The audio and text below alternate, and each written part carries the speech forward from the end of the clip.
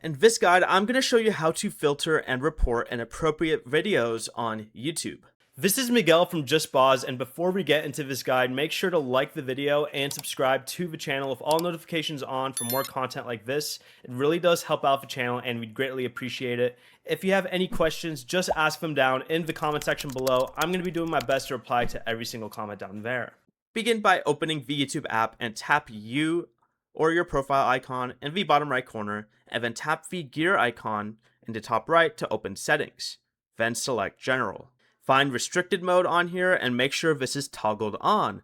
This helps filter videos that may contain mature or inappropriate content, although it may not catch everything. But to report a specific video, go and tap the three dot icon next to it right under the title, and then select the report button. Choose the reason the video violates YouTube's rules, and then tap report again to submit it. Before you leave, remember to like the video and subscribe to the channel with all notifications on for more content like this. It really does help out the channel and we'd greatly appreciate it. And if you did have any questions, just ask them down in the comment section below. I'm going to be doing my best to reply to every single comment down there. Peace.